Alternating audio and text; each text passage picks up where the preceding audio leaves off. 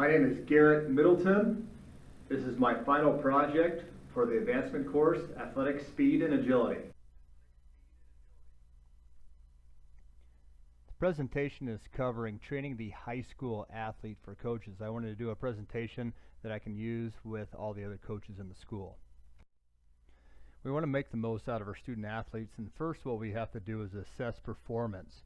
Once we assess the performance, we can come up with a warm-up plan, agility, speed, strength training programs to get the most out of our kids. We're going to implement that plan, and then at the end of the season we will have to do an evaluation to see what kind of changes we need to make. To assess performance, we're first going to do a T-test and a vertical jump. Here goes the T-test, a sprint 10 yards, shuffle left 5. You're going to shuffle back 10, touch the cone, back to center, touch, and then back pedal. That's your T-test.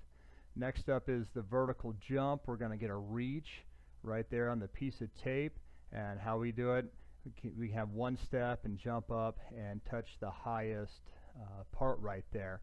And usually I give them until 2 misses, and that's what we'll give their vertical jump height to.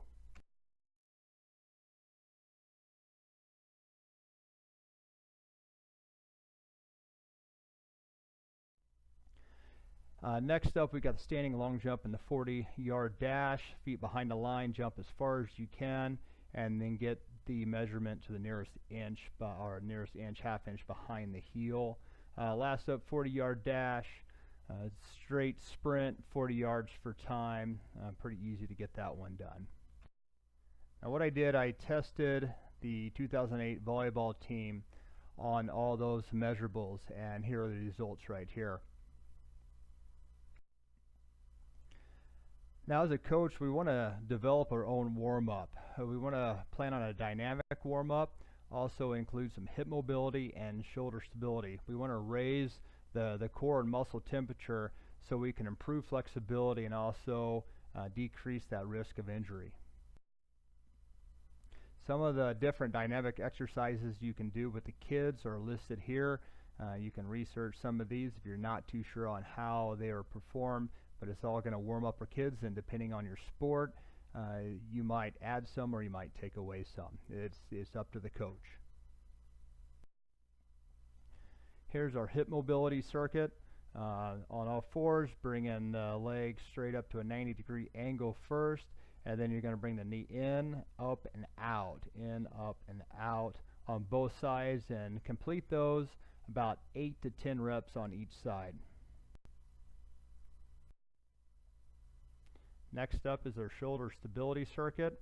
Walk baby steps left, walk baby steps right, and then the athlete can go out as far as they can as they do kind of a half circle here. Walk the hands up and out, and then you can do somewhat of a glute bridge, looking to the sky as you rotate.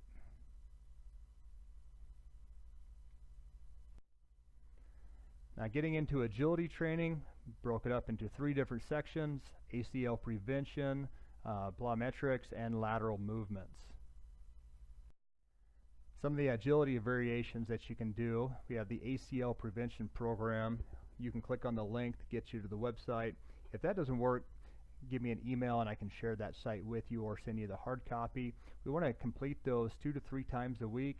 As coaches, we really need to watch the movement of the knees, making sure the knees are staying over the toes, making sure those knees do not come in too far or out, and having a soft landing. And it's our responsibility as coaches to make those corrections and work with the individual athletes. Now plyos. I like to use plyos after the 6-week ACL prevention program, and we also want to group those athletes by ability level just to make sure they're doing the correct movements.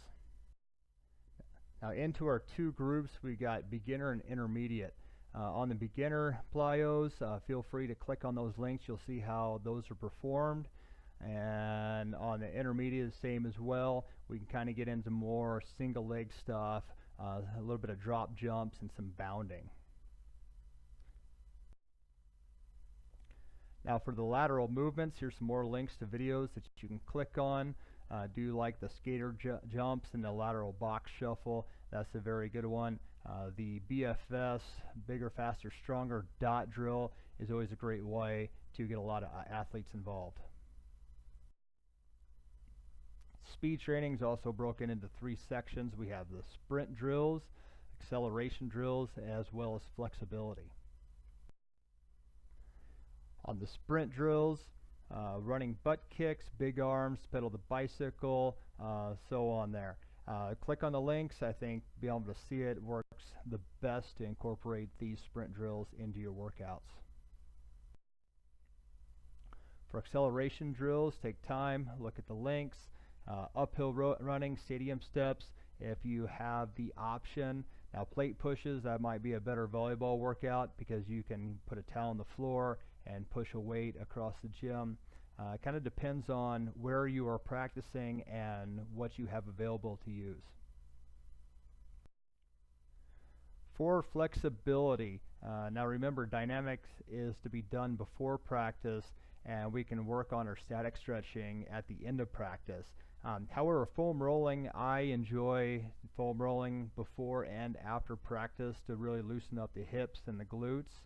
Also ones for sprinters, and to become faster is the hip flexor stretch and the hip stretch. Click on those links to check out a few videos of how those are performed, and think about how you can incorporate that into your practice. For strength training, I really prefer to go with a triphasic strength training by Cal Dietz and Ben Peterson. They broke it up into 3 different sections. You have the eccentric, the isometric, and concentric phases of the workouts. You can lift twice a week during the in-season, 3 or 4 times a week during the off-season. And during the in-season, we want to spend about 30 minutes per session, so you can get all this stuff done at your practice as well. You can click here for the year-round lifting program, so any athlete that comes in can start there with their sport and go through the 3 phases. Now, how do we implement all these different exercises and strength training, agility into our practice? Well, first we have to look at our game schedule. We need to work around that. What type of practice schedule do you have, and what kind of commitment are you going to make to make our athletes better for all sports throughout the school? Now, how do we add more into our program? Because we don't have much time as it is. So here's a few suggestions. During your dynamic warm-ups, add those in to increase agility. The ACL prevention program, do that as a part of the warm-up or in the middle of the practice twice a week. During the strength training, we can go in before school, you can go in after school or after your practice to get the strength training in 2 times a week.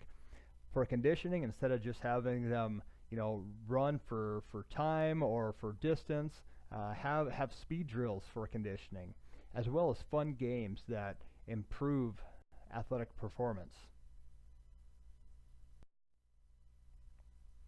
Now, with our evaluation of the testing of the volleyball team, the varsity and JV players completed warm-up, agility, ACL prevention, and strength workouts throughout the year. Now, the Froshmore team, they did the ACL prevention program as well as their practice. We did not do the strength workouts because of scheduling conflicts. Now look here, feel free to pause it to look at some of the numbers, but here are your postseason testing results. Now with the little asterisks on the left, those are the girls that completed the strength workouts as well as the agility dynamic warm-ups. Here's some of the information that we did find. If you look on this is varsity and JV testing averages.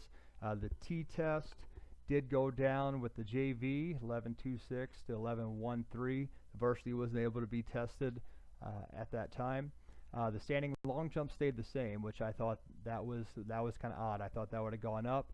Vertical jump did go up about 1 inch, and the 40-yard dash time did go down as well. On the Froshmore, the T-test went down, not very much though. Standing long jump stayed the same, but the vertical stayed the same, and the 40-yard dash time did come down. Now, some of the differences that we found on average, the t-test with the JV went down a little over 1/10 of a second, and then the Froshmore was almost a 1/10 faster as well. Standing long jump, no change on both. However, varsity and JV vertical jumps did go up by about 1 inch, and both teams did get faster in the 40-yard dash. Some of the highlights I want to mention: on the t-test, we had an individual about 1 second faster. Vertical jump 5 inches higher, which is huge. We actually think had 2 or 3 of them. Standing long jump 4 inches farther, and 40-yard dash about 1 second faster, which good improvements by a few individual athletes. Final thoughts on the evaluation we got to see is, should we improve during season? You know, should they go up or should they stay the same? I kind of feel that the older the athlete, is going to be harder for them to improve throughout the season. Younger athletes should improve quite a bit, especially determining on their training age. How much have they trained? As well as their off-season training intensity. How much did they lift and speed train and agility train throughout the summer before they started their fall sport? As well as individual work ethic. These results can vary greatly just because of work ethic between individually athletes, as well as previous assessments. What were their numbers, you know, the year before as freshmen, as sophomores, and look at that throughout the year.